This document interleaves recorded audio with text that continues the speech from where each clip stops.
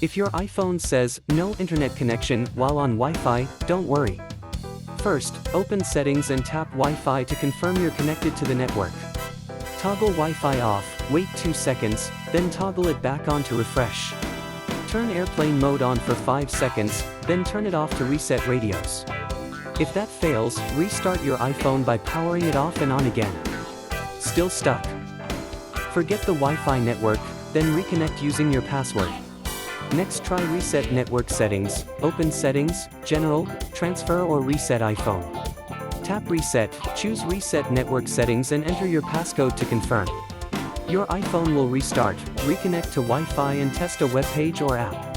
If problems persist, reboot your router or modem and check the internet lights. Still no connection? Contact your internet provider or Apple support for help.